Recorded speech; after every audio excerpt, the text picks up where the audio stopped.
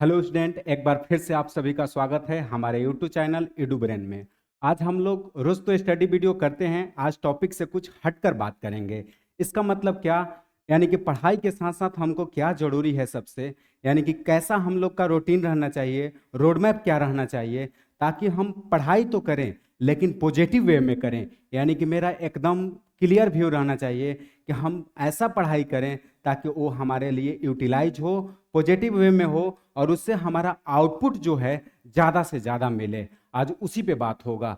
देखिए, तो आपको इससे क्या लग रहा होगा कि लिखा क्या हुआ है, इसका मतलब क्या होगा, ये हम लोग को पहले देखना है। देखिए क्या लिखा हुआ है कि क्लास 10th में हम लोग टारगेट करेंगे क्या कि 95 से लेकर के 100% के बीच में हम कैसे ला सकते हैं।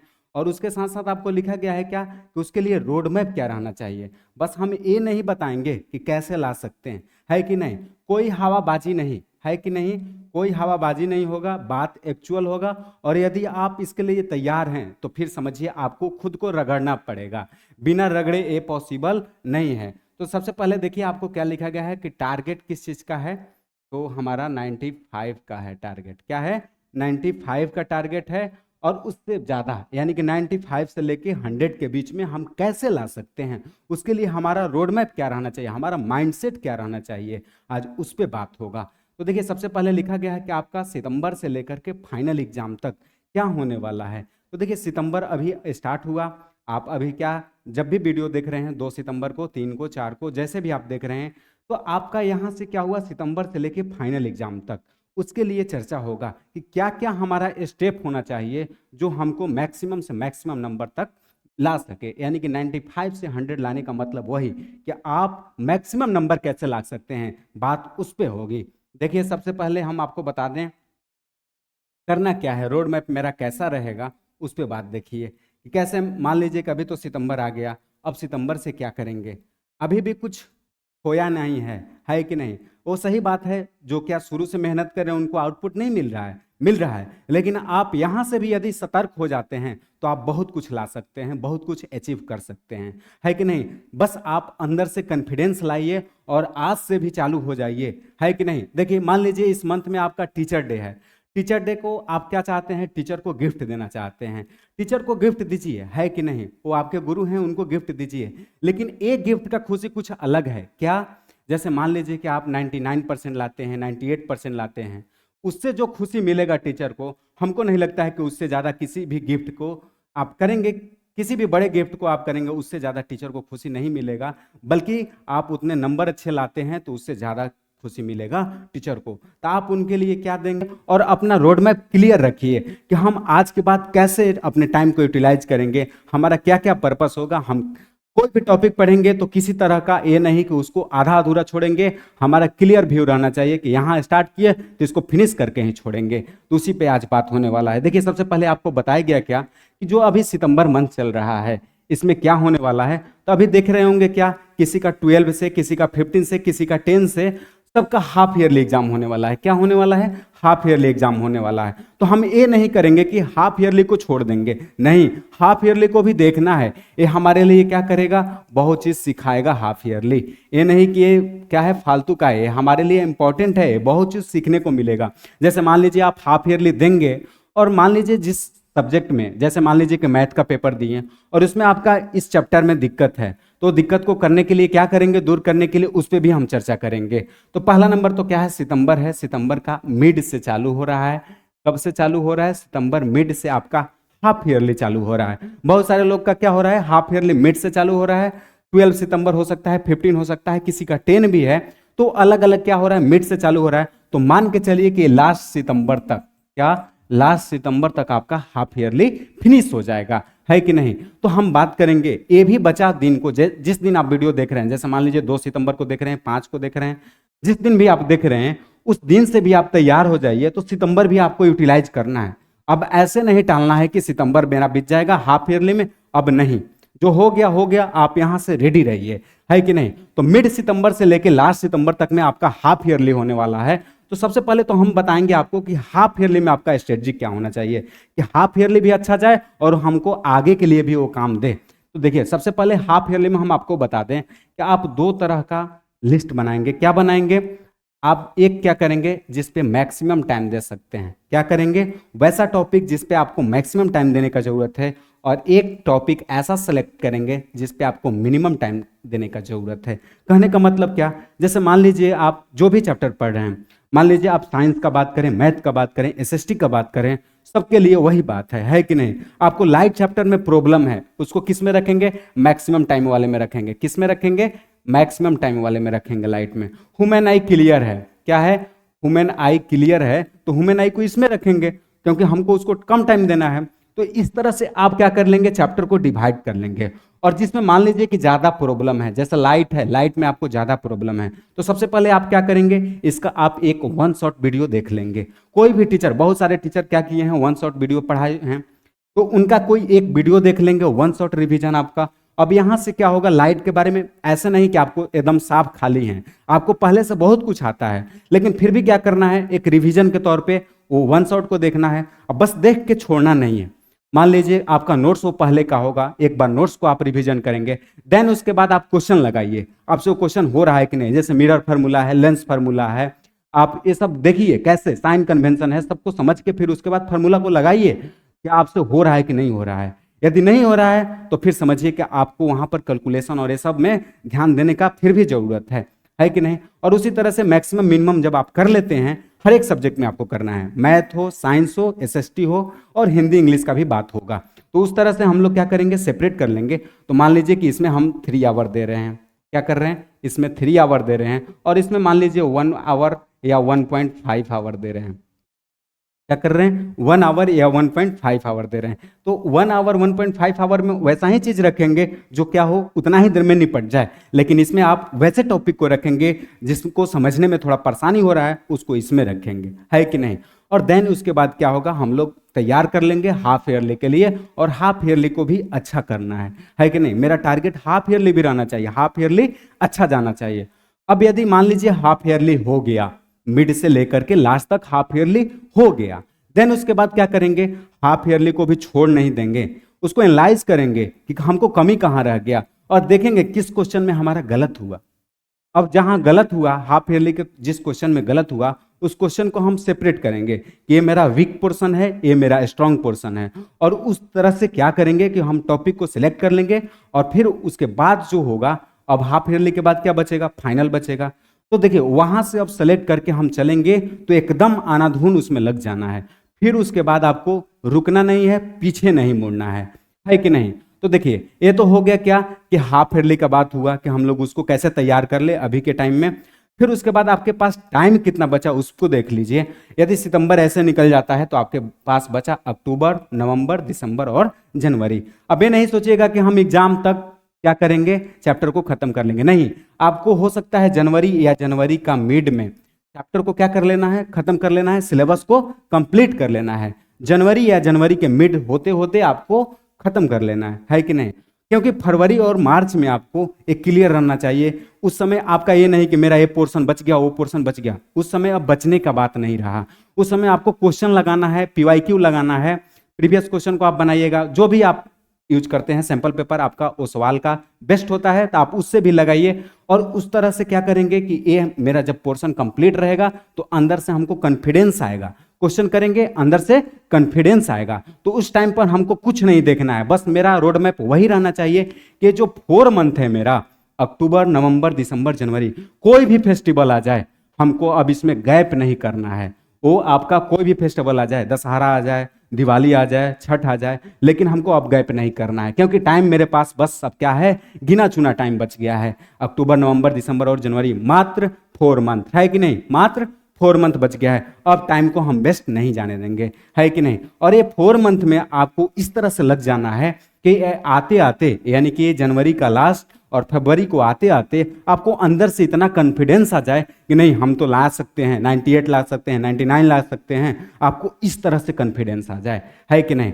देन उसके बाद आपका फरवरी में क्या होने वाला है, बोर्ड एग्जाम स्टार्ट हो जाएगा।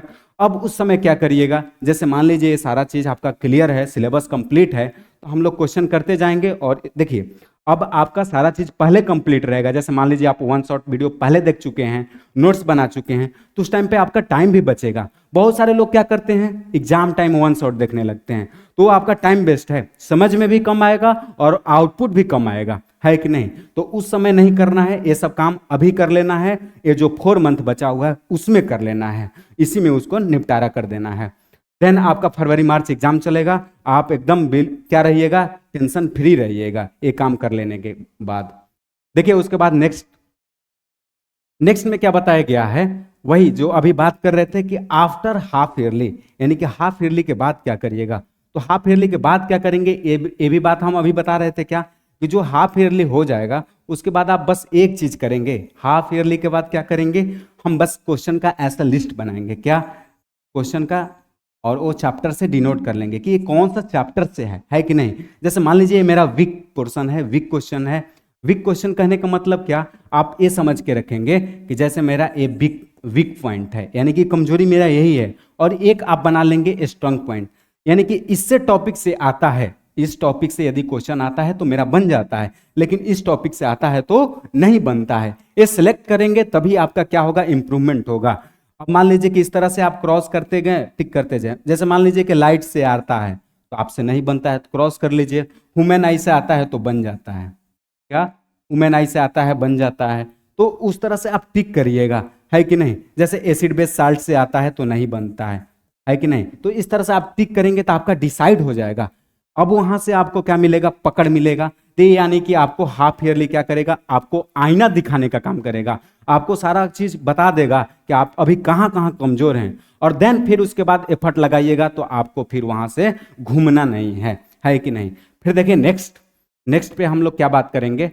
अब हम लोग को बताया गया कि 4 मंथ का जो है वो उसमें मैथ को करना क्या है कि नहीं। तो 4 मंथ में आप मैथ को कैसे करिएगा कि 95-100 के बीच में रहिएगा परसेंटेज। अब देखिए कैसे करना है मैथ को हमको, तो जैसे अभी बात बताएं क्या, कि सब सब्जेक्ट में इसी तरह से करना है। जैसे मैथ का बताएंगे, मैथ आपका सब उसी तरह से रहेगा, मैथ हो, साइंस हो, एसएसटी हो, सबका एक ही तरीके से करना है। तो देखिए मैथ में आप क्या करेंगे, मैथ में आप डिसाइड कर लेंगे पहले। देखिए आप इसमें 2 लिस्ट बनाएंगे, क्या, एक स्ट्रॉन्ग पॉइंट बनाएंगे और एक वीक पॉइंट बनाएंगे। और इसमें आप चैप्टर लिखना चालू करेंगे कि मेरा कौन सा चैप्टर क्या है, स्ट्रॉन्ग पॉइंट है, और कौन सा चैप्टर, जैसे मान लीजिए कि आपका ट्रिगो क्या है, स्ट्रॉन्ग पॉइंट है, तो आप इसमें लिख लेंगे ट्रिगो को स्ट्रॉन्ग पॉइंट में। और मान लीजिए कि उसमें दिक्कत हो रहा है किसी में तो उसको उसमें रखेंगे, मेंसुरेशन है, अलजबरा है, जो भी है दिक्कत हो रहा है तो उसको उसमें रखेंगे।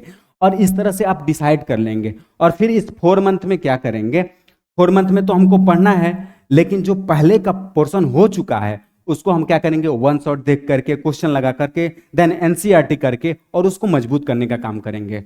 और देखिए इस 4 मंथ में करना क्या है, अब ये नहीं कि एक बार आर्य सवाल लगा लिए फिर दोबारा लेकर के बैठ गए। अब ये करेंगे तो समझ रहे हैं ना, टाइम कम लोड ज्यादा, आपका ये उड़ जाएगा। तो इसलिए ऐसा नहीं करना है। जैसे मान लीजिए कि आप आर्य सवाल का चैप्टर 1 किए, चैप्टर 2 किए, सपोज कोई भी आप चैप्टर कर रहे हैं, तो आपको करना क्या है, रेंडमली कुछ क्वेश्चन को इंपॉर्टेंट क्वेश्चन के तौर पे रखना है। जैसे मान लीजिए कि हम 1 से लेकर के 10 तक बना रहे हैं, उसमें से कोई 2 क्वेश्चन उठा लिए, 3 नंबर, 5 नंबर, या 6 नंबर, 9 नंबर, इस तरह से 2 क्वेश्चन आप उठा लेते हैं। और फिर उसको जब आपको बनाना है एक्सरसाइज तो बस हम 2 ही क्वेश्चन पर जाएंगे, 2 पर नजर भिड़ाएंगे, और 2 क्वेश्चन में हमसे सोल्व हो गया तो हम समझ लेंगे कि हमको ये चैप्टर ठीक है, क्लियर है। यदि डाउट हुआ तो छोड़ना नहीं है, डाउट भी हुआ तो उसको करना है, आप गूगल करिए, आंसर देखिए, लेकिन उसको छोड़ना नहीं है, लास्ट तक उसको करके ही मानना है कि नहीं। फिर उस तरह से आप करेंगे तो आपका जरूरी है इंप्रूवमेंट होगा, आप टेंशन नहीं लेंगे, आपका इंप्रूवमेंट होगा। उस तरह से आप क्या करेंगे, एक एक चैप्टर पर पकड़ बनाते चलेंगे, और यही काम करना है। तब क्या होगा कि लास्ट टाइम में आपको ये पता चलेगा, कुछ क्वेश्चन करना होगा। जैसे मान लीजिए कि चैप्टर 1 है, उससे 15-20 क्वेश्चन हमारा सिलेक्ट किया हुआ है, राउंड किया हुआ है, उसको हम देखेंगे ना, पूरा को लेकर बैठेंगे तब तो हुआ। और इस तरह से सारे चैप्टर में करना। और ट्रिगो है तो पता चला कि फर्स्ट वाला हमसे बन रहा है ट्रिगोमेट्रिक रेशियो, लेकिन फिर भी क्या कर रहे हैं, लाइन से बना रहे हैं। लाइन से बना रहे हैं तो समझ जाइए क्या है, नहीं लाइन से नहीं बनाना है आपको। मान लीजिए कि 30 नंबर जो क्वेश्चन है वो हार्ड है, 30 को राउंड करिए, 25 को करिए, 22 को करिए, इस तरह से करिए, और देन उसको करिएगा तो आपको अंदर से कॉन्फिडेंस आएगा कि हम अच्छे क्वेश्चन को कर ले रहे हैं, अच्छे टाइम के साथ कर ले रहे हैं, तो आपको इंप्रूवमेंट दिखेगा, जरूर दिखेगा। फिर उसके बाद देखिए आता है क्या, मैथ का हो गया। तो बस हम एक का बात नहीं करेंगे, हमको ओवरऑल लाना है 95% और 95 से लेके 100%, तो हमको बात सब पे करनी होगी। तो देखिए जैसे आप मैथ के लिए बताएं, सेम आपको चीज करना है किसमें, तो साइंस और एसएसटी में भी करना है। क्या करना है, साइंस और एसएसटी में भी आपको वही काम करना है। तो साइंस और एसएसटी में क्या करेंगे, जैसे देखिए साइंस और एसएसटी में आपको करना क्या है कि वन शॉट देखेंगे, बुक को रीडिंग करेंगे। हो सकता है कि आपके पास टाइम कम हो, तो उसके लिए आप क्या करेंगे, वन शॉट को देख लेंगे, जो आपका पहले से नोट्स बना हुआ है उस नोट्स को फॉलो करेंगे। ऐसे एक बार आप कोशिश करेंगे क्या, एनसीईआरटी बुक को रीड करें, एसएसटी है, साइंस है, तो इसमें आपको अंदर से कॉन्फिडेंस आएगा, है कि नहीं। देन उसके बाद आप क्वेश्चन लगाइए, क्वेश्चन तो लगाना ही लगाना है। इसलिए आपको बताएं क्या, शुरू में ही बता दिया कि सैंपल पेपर आप लेंगे, उस सवाल का लेंगे क्वेश्चन बैंक और लगाते रहेंगे उससे, ताकि आप जो चैप्टर को कर रहे हैं उस चैप्टर का क्वेश्चन लगाइए। आपसे क्वेश्चन हो रहा है तो यानी कि आपका वो चैप्टर क्लियर है कि नहीं। फिर देन जब ये आपका साइंस और एसएसटी हो जाता है, तब आपका लास्ट में बचता है क्या, बहुत सारे लोग सोचते हैं क्या हिंदी इंग्लिश तो हो जाएगा, अरे नहीं, हिंदी इंग्लिश भी नहीं होगा। क्यों, क्योंकि आप उसको कैसे किनारे कर सकते हैं, उसको भी आपको टाइम देना है, ऐसा नहीं, वो भी तो पार्ट है उसका, परसेंटेज बढ़ाने में भी तो काम देगा। तो हम इसको किनारे नहीं करेंगे, उसको भी क्या करेंगे, उसको भी टाइम देंगे, उसको भी हम इक्वल रखेंगे। कैसे रखेंगे, तो आपको इसमें भी कुछ ज्यादा दिमाग लगाने का जरूरत नहीं है। इसमें तो आप ऐसे भी कर सकते हैं, जैसे मान लीजिए वन शॉट देखने का मर्जी है, देख सकते हैं, सारे चैप्टर का नहीं देखना है, टाइम पास नहीं, है कि नहीं। इंप्रूवमेंट आपको चाहिए, आप डिसाइड कर लीजिए कौन सा चैप्टर मेरे लिए अच्छा है। हमारा अच्छा है तो उसको क्यों देखेंगे, है कि नहीं, और जिसमें दिक्कत है उसको देख सकते हैं। फिर उसके बाद इसमें क्या है, रीडिंग करना ही पड़ेगा। क्या करना पड़ेगा, इसमें तो रीडिंग करना ही पड़ेगा, रीडिंग करना पड़ेगा। देन आप इसके ग्रामर देख लेंगे, और ग्रामर के साथ साथ जो भी है कंसेप्ट ग्रामर का, जैसे मान लीजिए जो भी समास रहता है, पद रहता है, पदबंध रहता है, वो सब चीजों को हम लोग इसमें आपको पढ़ लेना होगा, उस पर क्वेश्चन कर लेना होगा, कुछ नहीं छूटेगा, है कि नहीं, कुछ नहीं छूटेगा। और इस तरह से आप 5 सब्जेक्ट यानी कि math, science, SST, English, Hindi सबको कर लेते हैं, तो एकदम यकीन मानिए कि आपका 95 से जो 100 का टारगेट है, ये कोई नहीं रोक सकता है। 97, 98, 99, और ये आपका 4 मंथ का मेहनत आपको रंग लाएगा। और जब आप 10th का रिजल्ट देखेंगे, आप साइट पे जाके सर्च करेंगे और आपका नाम आएगा 99%, 98%, सोचिए उस समय आपका क्या फीलिंग होगा, उस समय पेरेंट्स का क्या फीलिंग होगा, समझ जाइए। तो इसलिए आपको हम ये एडवाइस देंगे कि 4 मंथ बस आपको एक ही चीज पर ध्यान लगाना है, कुछ भी हो जाए, कैसा भी फेस्टिवल हो, दशहरा हो, दिवाली हो, छठ हो, आपको बस तनिक भी इधर उधर नहीं घसकना है, इसी पे फोकस रहना है, ठीक है। फिर देखिए हम लोग आगे, ठीक है, आज के लिए इतना ही, फिर मिलते हैं हम लोग नेक्स्ट वीडियो में। और देखिए जैसा आप लोग बोलेंगे, कमेंट करिएगा, उस तरह का हम वीडियो आपके लिए जरूर प्रोवाइड करेंगे। Thank you for watching this video.